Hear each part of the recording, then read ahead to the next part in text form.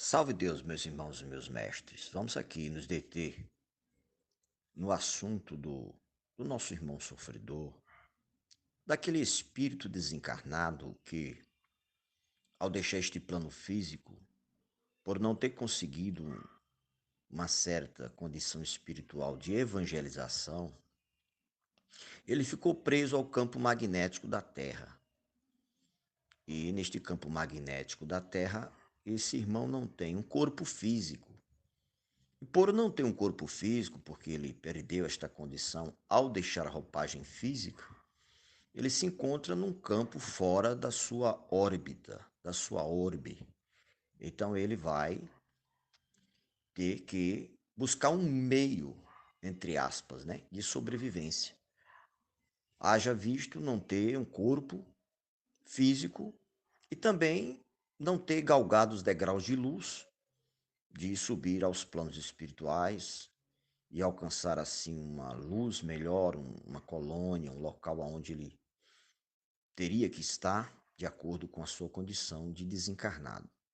Vai ficar a mercê do seu destino kármico, a obsediar e a buscar o fluido magnético animal para assim melhor ele conseguir a sua condição, entre aspas, de sobrevivência. Quando eu falo sobrevivência, eu falo numa condição que ele se encontra de sobre, não é uma condição de vivência, mas uma condição fora do seu estado normal, porque o irmão, ao desencarnar numa condição sofrida, fica vagar em busca de um paradeiro, de uma luz, de um esclarecimento. Muitos caem nas garras das cavernas, se tornam escravos, e outros se filiam de acordo com seu padrão vibratório àquela condição daquela falange de espíritos que também estão na sua própria orbe, na sua linha de pensamento, de padrão vibratório, de acordo com o procedimento, a vibração e a aura daquele irmão, que durante sua vida física viveu uma vida totalmente voltada ao mundo material, às coisas deste mundo.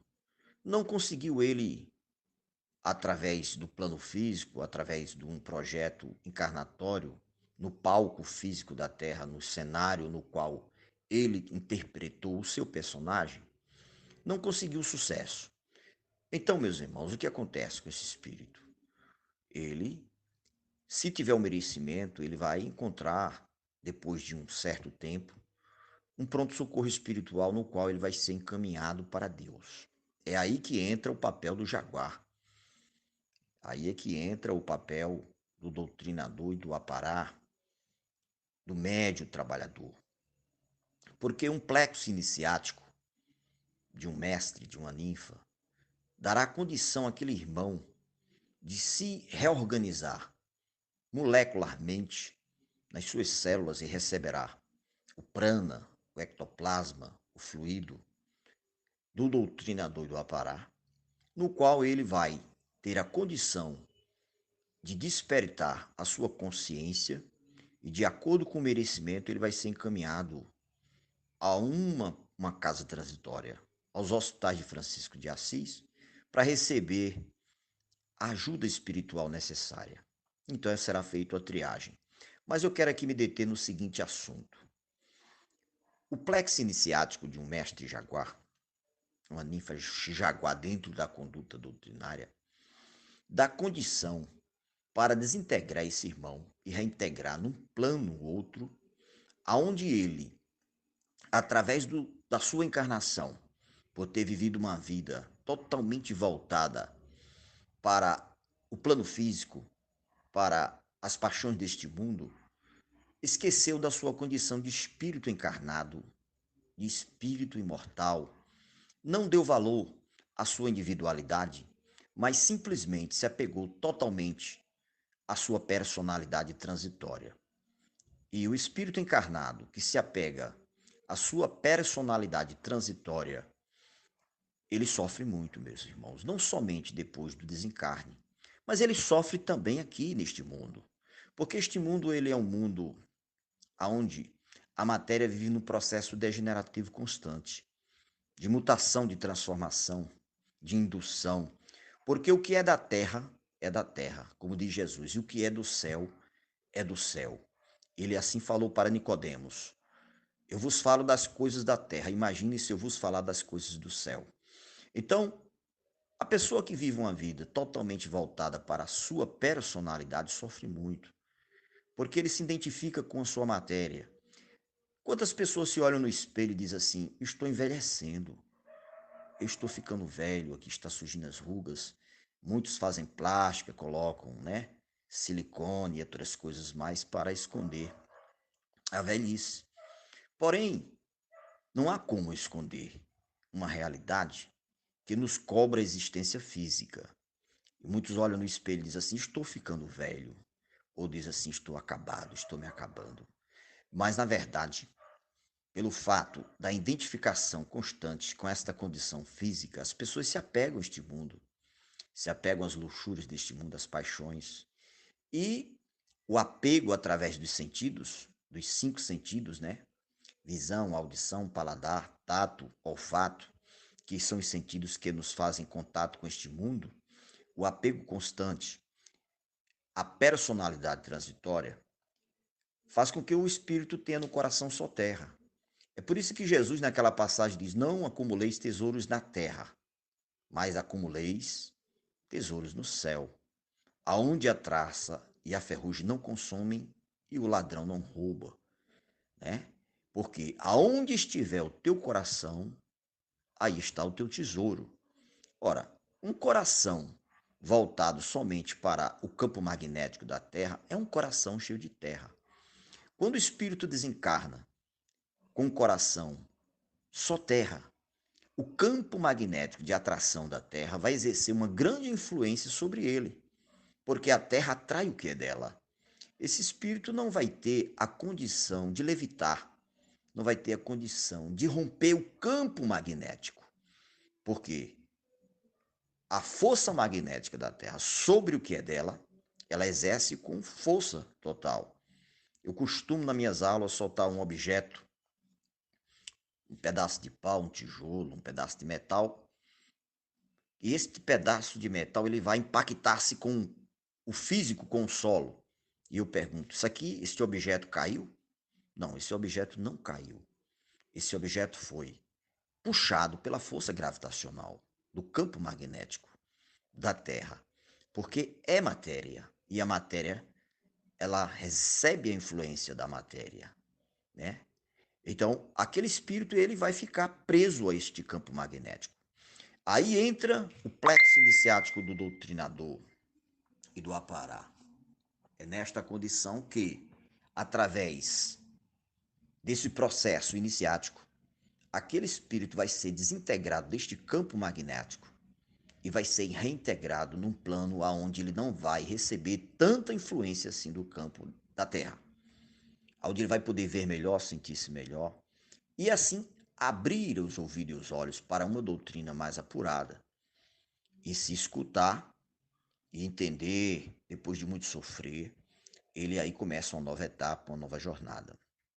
O médio evangelizado, com sua força nativa, ele tem a capacidade de trabalho evangélico, de cura, de trabalho mediúnico, também muito proporcional à sua condição.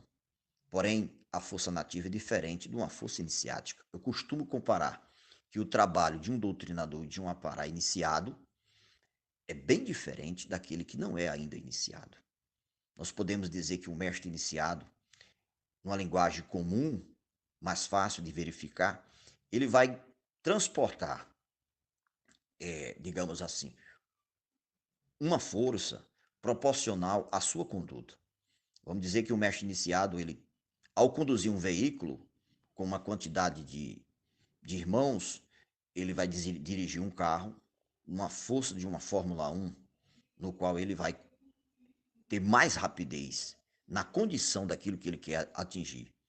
Um mestre já elevado, centuriado, ele já vai conduzir aquela força num foguete. Dá para se entender que a velocidade é bem maior. Então a gente entende que Quanto mais consagração, mais força, mais poder, dentro de uma conduta doutrinária, os trabalhos exercem muito mais influência sobre o ambiente, sobre a energia o prana e sobre aqueles irmãos que recebem a nossa ajuda. Essa é a grande diferença do trabalho evangélico. O irmão que trabalha ainda no trabalho evangélico, em outras doutrinas que trabalham numa força evangélica, ainda estão trabalhando, digamos assim, não querendo tirar o mérito, estão trabalhando ainda num fusquinha, né, num carrinho ainda, mas conduz, está fazendo aquele trabalho e está sendo benéfico a Deus. Nosso Senhor Jesus Cristo dispõe de muitas famílias na terra, de muitas linhas de trabalho, mas na doutrina do amanhecer é bem diferente. A força cabalística dos trabalhos iniciáticos do Vale do Amanhecer propõe assim um poder maior de ação, aonde a cura desobsessiva de povos, no qual nós viemos, nós dispomos de um poder no qual agimos com mais rapidez, dentro de um trabalho de equipe, numa força cabalística com os mundos superiores de Deus Pai Todo-Poderoso, encaminhamos num dia de trabalho centenas e centenas de irmãos para os mundos superiores, para que assim possam dar continuidade às suas evoluções. A força cabalística do plexo iniciático do doutrinador do Apará tem um poder de reintegração, desintegração, reintegração no mundo espiritual do doutrinador do Apará, no mundo espiritual de Deus Pai Todo-Poderoso, no qual nós encaminhamos centenas e centenas de irmãos, aonde eles têm uma nova oportunidade de dar continuidade à sua caminhada e à sua evolução. É por isso que temos que ter conduta doutrinária, um padrão vibratório elevado. E quando estamos com nossas armas, que entramos numa contagem cabalística de um trabalho, temos que estar mediunizados. A palavra certa é mediunizados. Uma coisa é trabalhar numa contagem cabalística, outra coisa é trabalhar numa contagem evangélica. E outra coisa é vivemos a nossa vida, a nossa personalidade transitória no meio ambiente que vivemos. Temos que diferenciar as coisas. Entender que o jaguar, quando ele está, que passa os portais de entrada de um templo, ele entra na sua individualidade. E ali não há lugar para a personalidade. O mestre Mário Sasso costumava dizer que na casa do Pai Seta Branca só existe pacientes e médios. Pacientes e médios. Portanto, aqueles que se encontram de uniforme padronizados trabalhando são os médios, são os que estão a praticar caridade, na lei do auxílio. E os que estão na fila dos pacientes sem uniforme são os que estão a receber e também a doar fluidos, mas estão a receber a cura desobsessiva. Os encarnados e também os desencarnados. Que possamos entender o grande valor científico do nosso trabalho. O valor científico do nosso trabalho. Porque nós somos cientistas do terceiro milênio. Nós estamos equipados com nossas armas. Estamos equipados com nossas forças. Como diz, com barra zero barra, x barra, barra zero. Enfim, dependendo do x das barras. Estamos equipados com o nosso cavaleiro, com o nosso ministro, com nossa escrava, com o nosso povo, enfim, vai depender da condição do mestre, suas consagrações e o trabalho que o envolve. É muito importante nós sabermos o valor do nosso trabalho, do nosso espírito de equipe, que nós temos que ter a consciência do que estamos fazendo. Importante é a consciência, porque uma contagem cabalística, num trabalho iniciático, muito pode fazer, muito podemos fazer por povos, por continentes e pelo planeta. Graças a Deus, como dizia tia Neiva, surgiu o doutrinador, o foco de luz. Hoje temos o doutrinador. Temos uma nova era. Estamos dentro de um terceiro milênio. É nosso, é nossa missão, é a nossa vez, é a hora do jaguar. Um abraço a todos, salve Deus.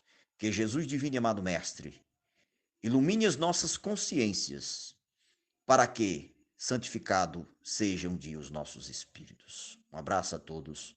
Jesus nos abençoe e ilumine. Salve Deus.